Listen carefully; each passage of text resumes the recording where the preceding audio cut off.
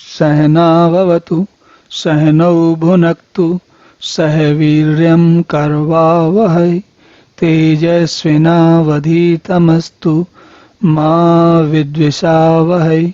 ओम शांति शांति शांति। हरि ओम।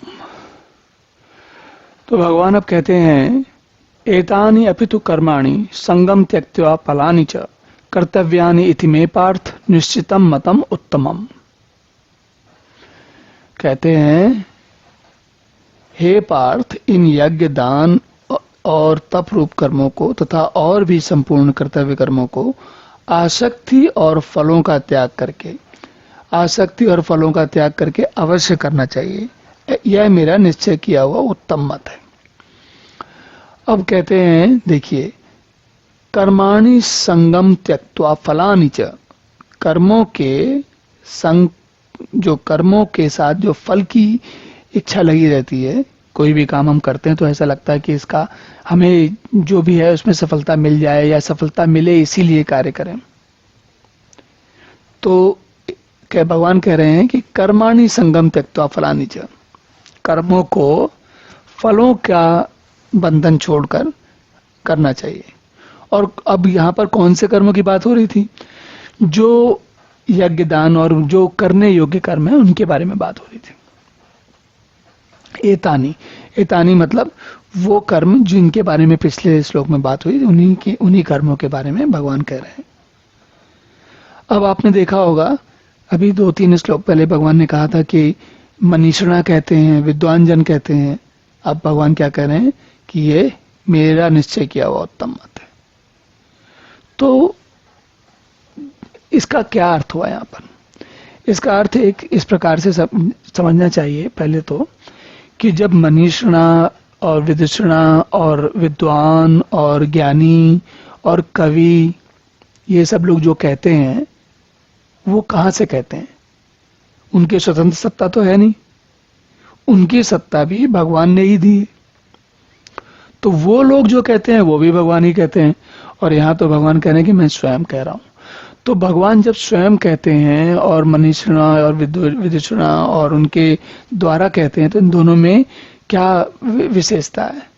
विशेषता ये है कि भगवान केवल मनुष्य के द्वारा ही नहीं कहते, भगवान स्वयं प्रकृति के विभिन्न रूपों में कहते हैं। उदाहरण के लिए समझ लीजिए कि जैसे हमने पिछले श्लोक में ग्लोबल वार्मिंग की बात की, तो जब ग्लोबल वार्मिंग से क्या हो रहा है कि जो उत्तरी ध्रुव और दक्षिण ध्रुव की जो बर्फ है वो पिघल रही है, हिमखंड पिघल रहे हैं। उनके पिघलने से क्या होगा? पानी ज्यादा बढ़ेगा और जो धरती पर अभी वातावरण का संतुलन बना हुआ है, जैसे गर्मी सर्दी जब ठीक ठाक चलती है, वैसे ही गर्मी बहुत अधिक पड़ने लगेगी, सर्दी बहुत अधिक पड़ने लगेगी। तो ये जो परिवर्तन है जो प्रकृति कर रही है, वो प्रकृति कौन है? वो प्रकृति भगवान ही प्रकृति है।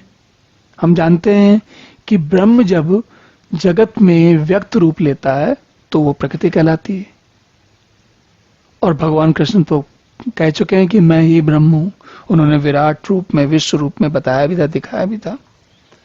तो यहाँ पर मैं केवल ये ध्यान दिलाना चाहता हूं कि भगवान केवल ऐसा नहीं है कि वो कभी अपने स्वयं कहते हैं अलग संचार माध्यमों से, उनके संचार माध्यम कुछ अलग अलग है। प्रकृति उनका संचार माध्यम है, प्रकृति ही जीवन है, प्रकृति संचार माध्यम है। और कभी कभी वो सीधे अन्य मनुष्यों के द्वारा, क्योंकि कभी कभी मनुष्यों को दूसरी प्रकृति की बातें, भाषा समझ में नहीं आती, उसको मनुष्यों की भाषा समझ में आती है, तो मनुष्यों को समझाने के लिए कह रहे हैं। और ये सारी बातें केवल मनुष्यों के लिए नहीं लगती, प्रकृति के लिए भी लगती हैं। जैसे भगवान ने किसी समय में जो डायनासोर्स होंगे उनसे कुछ कहा होगा, उनको बात समझ में नहीं आई, तो सारे के सारे विलुप्त हो गए। अगर मनुष्य नहीं समझेगा तो मनुष्य का भी वही हाल होगा। चलिए अब अगला श्लोक देखते हैं। ओम पूर्णमदः पूर्णमिदं पूर्णात् पूर्णमुदच्यते पूर्णस्य पूर्णमादाय पूर्णमेवावशिष्यते। ओम शांति शांति।